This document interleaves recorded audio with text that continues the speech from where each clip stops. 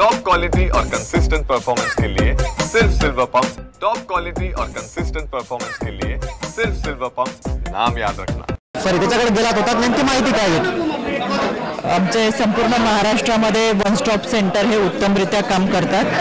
कोणतीही महिलेला तक्रार द्यायची असेल तर बराच वेळा त्या महिलांना असं वाटतं की आपल्याला पोलीस स्टेशनलाच जावं लागेल आणि मग पोलीस स्टेशनमध्ये गेल्यानंतर खरं तर एक कुटुंब एकत्र आणण्याचा प्रयत्न असावा असं असतं, पण पोलीस स्टेशनला गेल्यानंतर अनेक वेळा समोरच्या व्यक्तींची मनं दुखवली जातात, गुन्हा नोंद होतं का, नावाची बदनामी होते का, आणि परत ते कुटुंब एकत्र करताना अनेक अडचणी येतात। त्याच्यामुळे पोलीस स्टेशनला जाण्यापूर्वी वन स्टॉप सेंटर, भरोसा असेल आणि समुपदेशन केंद्र हे महाराष्ट्रामध्ये ज्या महिला आहेत ज्यांना तक्रार करायची किंवा कौटुंबिक हिंसाचाराच्या ज्या काही अत्याचाराच्या घटना येतात त्या संदर्भात त्यांना काही माहिती हवी असेल तर त्याच्यासाठी उत्तमरित्या काम करतात। आज मी हिंगोलीमध्ये जिल्हाधिकारी असेल, पोलीस अधीक्षक असेल यांच्या उपस्थितीमध्ये वन स्टॉप सेंटरला भेट दिली।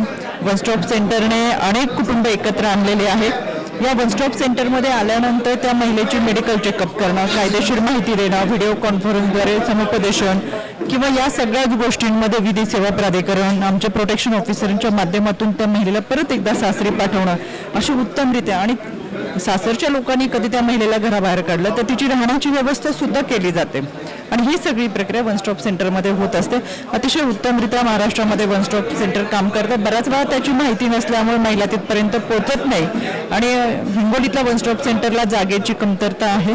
त्याच्यामुळे कलेक्टरांना मी सूचना दिलेत की तातडीने यांना जागा उपलब्ध करून द्यावी। पुढच्या वेळेस जेव्हा मी हिंगोलीत येते तेव्हा नवीन वन स्टॉप सेंटरच्या इमारतीमध्ये खरं तर ते राज्यामध्ये जे आहेत ते महिलावरील अत्याचार थांबत नाही आहेत। आपण जर बघितलं तर काल माऊली मुंडेंना जे न्याय मिळण्यासाठी तिथे 20 प्रशासन कर 18 महिन्यापासून त्यांना न्याय मिळत नाही। आपण जर पाहिलं असेल तर हे सगळं प्रकरण आहे, याच्यामध्ये हे LCB टीमकडे दिलेलं असून याच्यामध्ये 2 टीम काम करतात आणि मी स्वतः पोलीस अधीक्षकांना सूचना केलेल्या आहेत की ह्या संपूर्ण घटनेचा तपास आणि LCBकडे दिल्यानंतरची पुढे झालेली प्रगती, तपासातली प्रगती याचा अहवाल आमच्याकडे 7 दिवसामध्ये सादर करावा। त्याच्यामुळे कोणालाही पाठीशी घातला जाणार नाही, यामध्ये जे कोणी असेल त्यांच्यावरती कारवाई। हगवणे कुटुंबामध्ये जे आहे ते त्या प्रकरणामध्ये हुंडाबळीसाठी ते महिला सिद्ध झालेलं आहे, तरी सुपेकर जे आहेत ते कारवाई होत नाही। नेमकं आपण जो प्रश्न विचारला हा गेल्या 1 महिन्यापूर्वीच्या बैठकीमधली चर्चा आहे आणि त्याचा प्रश्न आपण मला विचारला आहे। गेले 1 महिन्यापूर्वी महिला बाल कल्याण समितीची बैठक झाली आणि त्यावेळेस ही चर्चा झाली।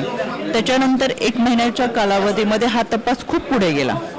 याच्यामध्ये आरोपी अटकेत आहेत, त्यांच्यावर गुन्हे नोंद आहेत। चार्जशीट 14 जुलैला दाखल झालेला आहे। चार्जशीट कोर्टात सादर केल्यामुळे फास्ट ट्रॅक कोर्टमध्ये ही प्रोसेस चालू आहे आणि याच्यामध्ये फास्ट ट्रॅक कोर्टामध्ये ही सगळी फास्ट ट्रॅक कोर्टाची प्रक्रिया होऊन तपास पुढे चालू आहे। त्याच्यामुळे या सगळ्या प्रकरणामध्ये जे कोणी आरोपी आहेत त्यांच्यावरती कारवाई होईल आणि हे मी पहिल्या दिवसापासून सांगते।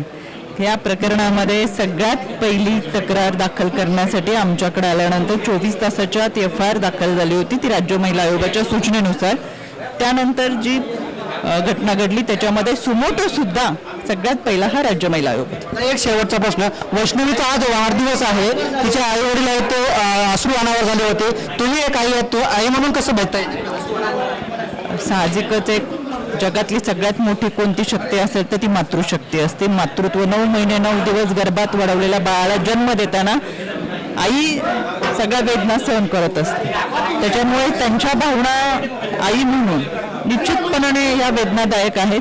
त्याच्यामुळे आम्ही सगळे या कुटुंबासंमत आहेत, त्यांना न्याय मिळेल तर खऱ्या अर्थानं आपल्याला असं वाटेल की आपण तिला श्रद्धांजली देऊ। शेवटच्या महिला आयोगाच्या रुपालीताई चाकणकर जे हगवणे कुटुंबामध्ये जे आहेत ते आम्ही त्या सगळं सहमत आहेत, त्यांना जोपर्यंत न्याय मिळत नाही तोपर्यंत आम्ही हगवणे कुटुंबाच्या परिवारासोबत राहणार असल्याची प्रतिक्रिया रुपालीताई यांनी दिलेली आहे। कॅमेरामॅन ज्ञानेश्वर वानखेडेसह मी रमेश चेंडके, TVN मराठी, हिंगोली।